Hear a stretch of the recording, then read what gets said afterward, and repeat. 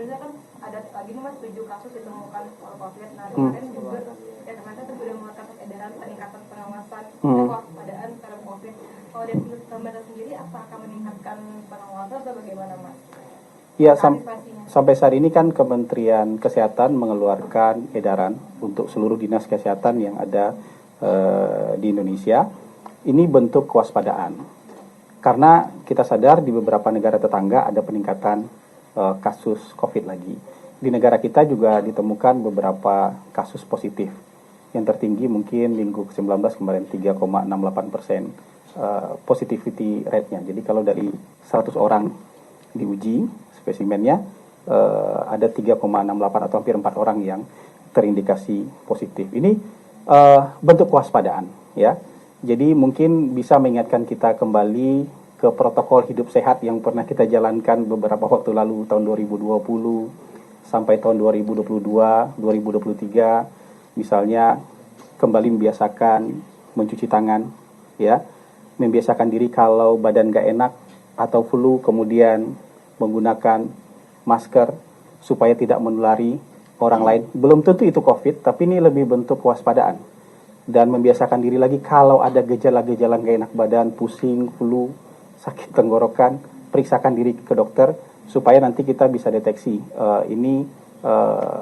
bagaimana penyebarannya yang ada di negara kita. Bagaimanapun kalau sudah ada di negara tetangga peningkatan kasus, kita kan juga harus mulai waspada. Walaupun hari ini kita ngelihat semua masih berjalan baik, kita masih berjalan normal, ini lebih kepada meningkatkan kepedulian kita lagi soal membiasakan kembali hidup sehat, cuci tangan, ya, kemudian hidup bersih, hidup sehat, berolahraga, pola makan sehat. Kalau badan gak enak, pakai masker, kurangi interaksi dengan orang kalau badannya lagi gak enak, atau kalau betul-betul gak enak, periksakan diri ke rumah sakit atau ke dokter supaya bisa diketahui lebih lanjut. Jadi ini bukan buat nakut-nakutin, ya, ini bukan buat menakut-nakuti, tapi harus waspada wajib.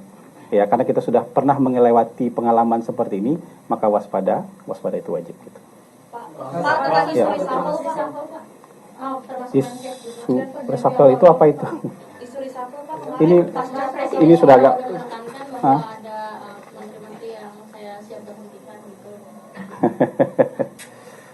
Kayaknya isu ini hangat terus ya, isunya hangat terus. Lagi-lagi saya mau menyampaikan kepada teman-teman, semua informasi yang beredar di luar tentu sifatnya masih spekulasi, ya kan?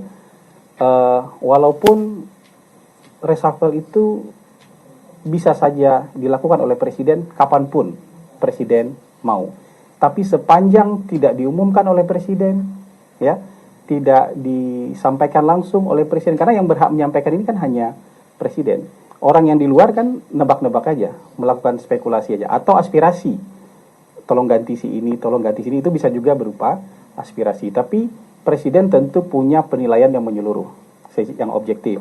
Apa kelebihan, apa kekurangan, masih dibutuhkan atau tidak, ini masih bisa dipertahankan atau tidak. Presiden tentu punya penilaian yang lebih menyeluruh dan hanya presiden yang tahu. Karena ini hak prerogatif presiden. Jadi suara-suara di luar anggap aja bagian dari bunga-bunga demokrasi lah, ya, anggap aja bagian dari bunga-bunga demokrasi. Apakah akan ada? Ya, reshuffle itu sesuatu hal yang mungkin saja terjadi.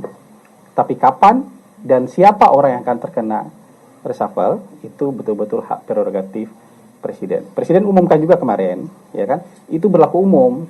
Jadi kalau tidak bisa mengikuti apa yang diinginkan oleh presiden sesuai dengan tugas mandat, atau tidak bisa menjalankan pemerintahan yang bersih, yang tidak korupsi, yang tidak mencuri uang rakyat, ya